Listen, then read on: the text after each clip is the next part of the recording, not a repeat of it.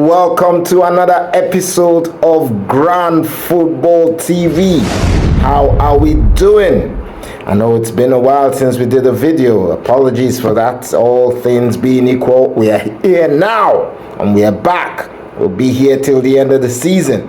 Yes, so it is game week 26. A lot has happened since we haven't been on air, since we haven't gone live. A lot has happened. But I'll let that go aside so we don't distract ourselves from what we need to look at today, which is game week 26.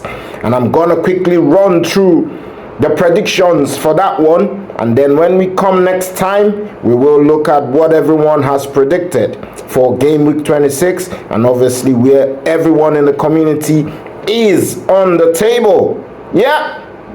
Okay, let's go straight into it. Leicester versus Brentford. Wow, Leicester. They're struggling, man. They're struggling. I don't know if it was a good idea now, appointing Rude and letting Steve Cooper go. Only time will tell. Only time will tell. But at the moment, they are struggling. And remember, not too long ago, they lost 4-0 to Everton. And recently, they lost 2-0. I mean, they fought hard against Arsenal, but they lost the game as well. So, playing Brentford, who have had solid away performances all through the season. I mean, they've had the odd games where they haven't played well, but they've had good results when they travel. So, this one, I'm looking at a Brentford win. And I'm going for Brentford to beat Leicester 2-1. So an away win for the team playing away. Everton versus Man United. I seen somewhere that David Moyes wasn't let go by Man United properly. You know, they didn't give him a chance to, establish himself at Manchester United. And Man United haven't been the same ever since. Remember, since Sir Alex left, they haven't actually been the same. They've had loads of managers, but they haven't actually lived up to that standard they were at the time. So, what they're saying is he's going to come back and remind them of why they let him go, that he's still a good manager. And remember, Everton have been flying since he came back. They've been having good results left, right, and center. In fact, I think maybe the only loss was the first game, and after that they've won or drawn the games, following that. And they are doing really well. Imagine going away to Crystal Palace and getting a win. So they are in a good run of form. Drawing against their arch rivals Liverpool, that was a great result for them as well, especially the fashion in which it happened. Yeah, but Man United on the other hand, I don't know what's happening with them, man. I know they've got injuries, they've got players who are out of form. They're letting some of their players go to other clubs instead of trying to make them, start playing, because they're going there and they're performing. Anthony's playing well. Rashford looks like he's back to his best. So I don't know what's going to happen, man. But for this game, I am going for Everton to win 2-1. Because they're home, I think they will go, they will go ahead and win the game against Manchester United. Then, Arsenal versus West Ham. When these two sides met the last time at Upton Park, well, the London Stadium it's called now, not Upton Park, that was their former name. Yeah, Arsenal played really well, and got a very good result, winning 5-2. That was the game that looked like, okay, they're looking like they're getting to their best. But obviously, we know what's happened ever since. Loads of injuries and not doing the business they needed to do in the transfer window has left them a bit short. But they're still going to keep fighting. And this game, I see them, being very strong at home, getting that result that they need with the defense that we have. So I see them beating I see them beating West Ham 2-0. So I'm going for a 2-0 win to Arsenal. Don't ask me who the goals are going to come from. I don't know, but they're going to win 2-0. Bournemouth versus Wolverhampton. So Wolverhampton, they haven't been playing really well, but they fought really hard against Liverpool. They still didn't get the result that they wanted, but you could see the fight was there. In fact, they made Liverpool not even have a shot on target in the second half of the game against them at home. So that was a big achievement, but obviously the main achievement wasn't achieved by getting the 3 points or getting a draw from the game. Bournemouth, on the other hand, are flying. They're doing really well, and Andoni Iraola has got his team playing really well. We're complaining about Arsenal not having strikers. It's the same for Bournemouth, but they've just, got on with it and they're getting results. They lost Evan Nielsen and they lost NSU now. They're strikers and they've just carried on and getting results. Everyone has stepped up. So I see them because of Wolves' defensive vulnerabilities. I see Bournemouth getting the 3 points in this one, and I am going to go for a slim win. Bournemouth to win 2-1 against Wolves. Fulham versus Crystal Palace. Fulham versus Crystal Palace.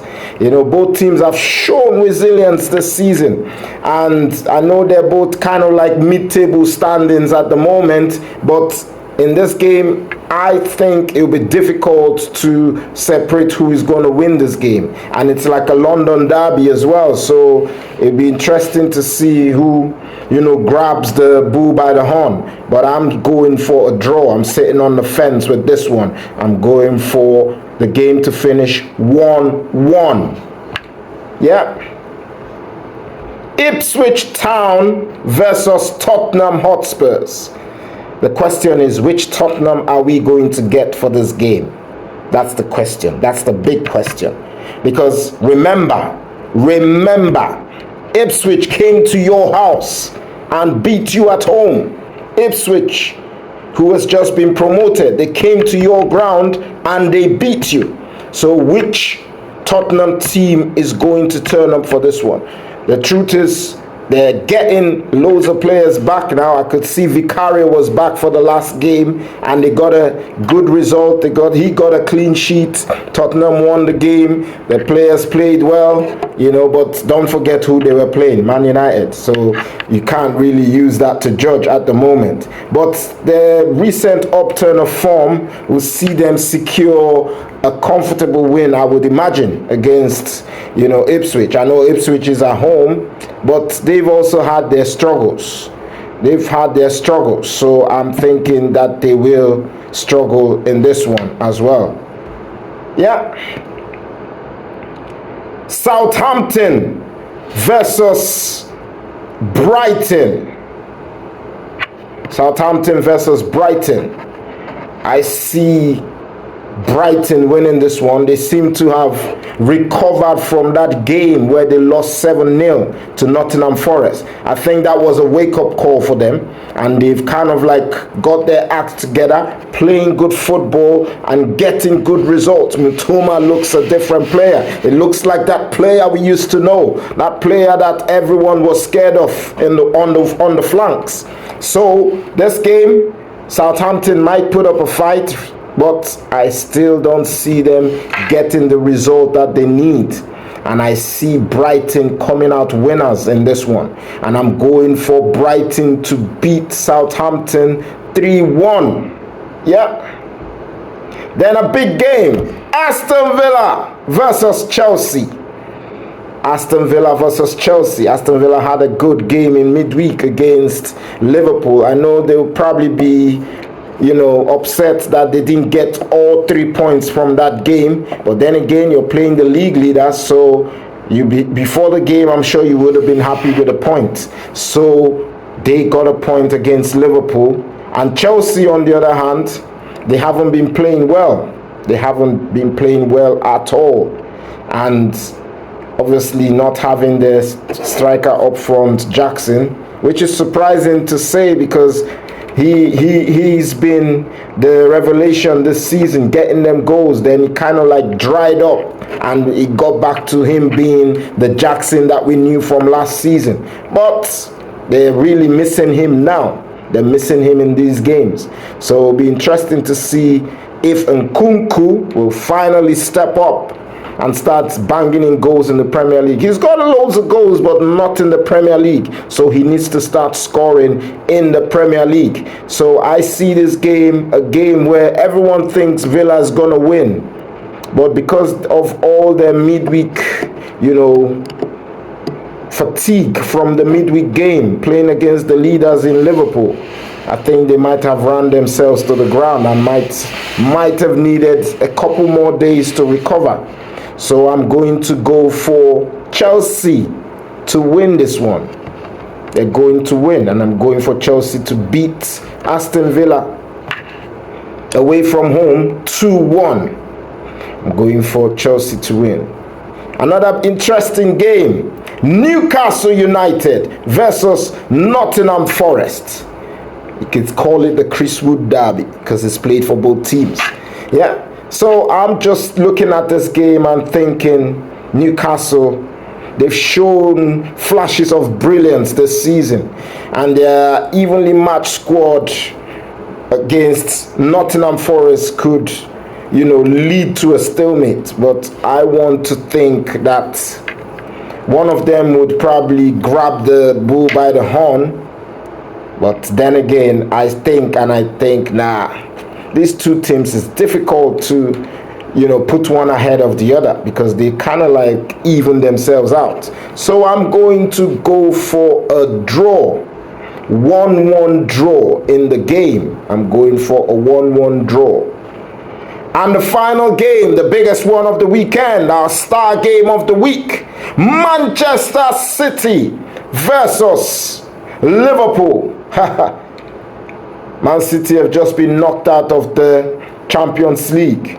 The question is, will they be hurting really bad and thinking, we need to go out there and give something back to the fans? You need to. Man City guys, you need to do this, yeah? So make sure you beat Liverpool. I think it'll be a difficult game for Liverpool as well. They had a midweek game. I know Man City also played a midweek. In fact, they were playing the same time because Man City was playing a Champions League game, but it was a difficult one, and obviously away from England. They had to travel to Spain to play Real Madrid, and they got knocked out 3-1. Well, 6-3 on aggregate. So it's not looking good. Not looking good for them. So I'm looking at both teams, and it's difficult to pick a winner. My heart wants to say City should win this, but knowing them this season the way they've played, you would imagine that Liverpool would give them loads of trouble. So I'm going to sit on the fence with this one as well. I'm going to call this one a draw, and I'm going to say it will finish as a 2-2 draw. So, yeah, that is pretty much the games for game week 26. But after game week 25, this is how the table looks, with Finn still at the top with 579 points, and Yema in second. He grabbed some points this week, about 8 points he got back. So he's in second with 567 points. And Chris, always there or thereabouts, is in third with 545 points. And you see where the rest of us are on the table. Well, don't worry about us. We will get our acts together and start getting some points on that table. Yeah? Okay, so that brings us to the end of our roundup of the predictions for game week 26, and I will see you in the next video. Don't forget to like, share, and subscribe, guys. I'll see you in the next one. Bye for now.